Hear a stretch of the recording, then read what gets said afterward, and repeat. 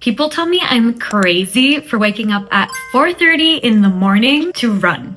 And honestly, some days I think they might be onto something. It's dark, it's quiet, I'm tired, and technically it's way earlier than I need to be getting up, but then I'm up and I'm ready to go because for every low moment running brings me, there's a high that makes it worth it. Today, I want to talk about both the highs and the lows of running. As someone who did no sports growing up, but recently got first place in a half marathon, this is for the people that are trying to get better, but not necessarily classify for the Olympics. By the end of this video, you'll understand why your running friends keep showing up and why I show up, even though sometimes the idea of running feels gross. And let's start with the lows. 1. The beginning sucks. There's no sugarcoating it. You feel slow, uncoordinated, and your lungs feel like everything hurts and you think, how do people do this for fun? But that's exactly how it's supposed to feel, unfortunately. Every runner, no matter how experienced, has been through exactly this. Even years in, the beginning phase will repeat itself, especially if you're doing running like a hobby. If you take a couple of weeks off, those first few weeks getting back into it also suck. Or if you've been running for a while and you're trying to reach a new pace, a new distance, you might suddenly feel like you're back at square one. The problem, and maybe one of my favorite parts of running, is that the better you get, the further the goalpost goes. I genuinely thought that the best I'd be able to do was a sub-2 half marathon. Now, I seriously think that with a couple more months, years of training, I can do sub 130, maybe. 2. Injuries and aches. Shin splits, knee pains, sore hips, tight calves. I've had them all. I have made a mini series talking about ways to avoid them, but in reality, the hardest part of experiencing those pains is learning when to rest. What if I told you that recovery is part of the training?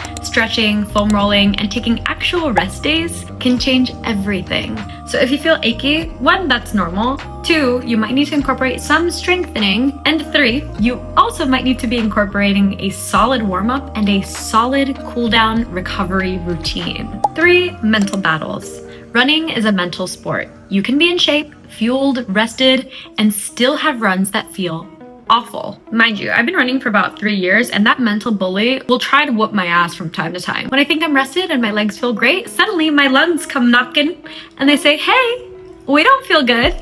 My VO2 has gone lower. Try harder. If I start listening to that bully brain, I wonder, why the fuck am I doing this? But every time you push past that voice, you prove something to yourself and it gets a little bit easier to move past it. 4. The weather is low-key your enemy. Heat, cold, rain, it all tests you. But weirdly, some of my most memorable runs have been when the weather was not on my side, especially when I ran anyway.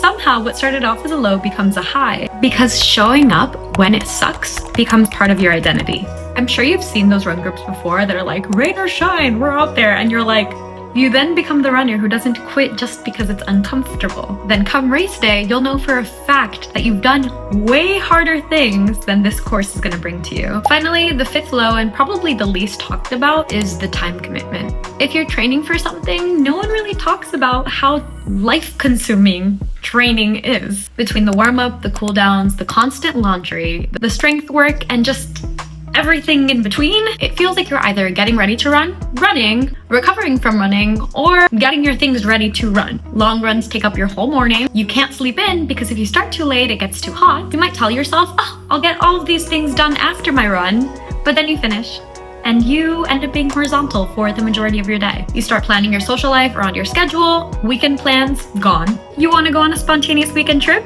You're packing your shoes. And don't even get me started on how early I go to bed to make those 4:30 wake-ups possible. And even when you kind of resent it, you know you're kind of better for making time for it. Running then becomes something that grounds you and teaches you how to say no to a lot. Hopefully I didn't scare you away with the lows because we're entering the really big 5 highs. 1, the runner's high is real.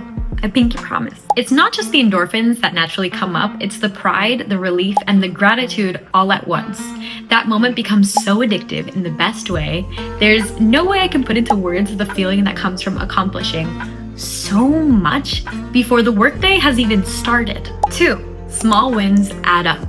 Your first mile without stopping, your first time hitting a pace that you thought was impossible, all of those wins begin to stack up, and one day you'll look back and realize you're not the same person that was struggling at mile 1. 3, The community is incredible. Even though running feels solitary, you're never really alone. The nods from other runners, the cheers from strangers, the online community that celebrates you with all your accomplishments, it's unmatched. I guarantee that once you find people that want to get up and push to next levels with you, you'll find a community that's gonna stick forever. Everyone started somewhere, and everyone remembers what it feels like to be starting from zero. So if you're just getting into running, just know you're entering arguably one of the most welcoming environments. I, for one, will be cheering for each and every one of you if I ever get the chance. 4, it changes your mentality. Running reshapes the way that you handle discomfort. You stop quitting so easily. Work, life, relationship, moments when you know you can keep going. And 5, the feeling of accomplishment. It might sound very cliche for that to be my last spot, but no one can do the miles for you. Now that there are so many cheat sheets and quick hacks for every single thing that you can think of, there are none for running. You earn every single mile that you get on those shoes. That's all you. Now, have I been in the middle of a race and wondered, can I get on that person's bike? 1, the race wouldn't count. 2, that would be like for real cheating.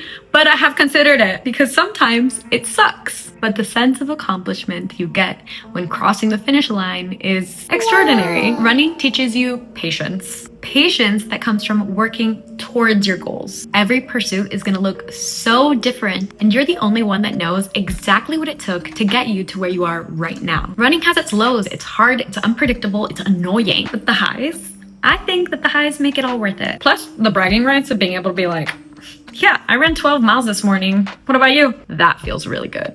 Why do I keep waking up at 4:30 in the morning? Because those quiet, still mornings are 1, the reason that I felt inspired to create this community, and that's when I've built the strongest parts of who I am. So thank you so much for watching this video. If you liked it, don't forget to subscribe, like, leave a comment if this helps you feel a little bit more motivated. I appreciate every single one of you. Bye!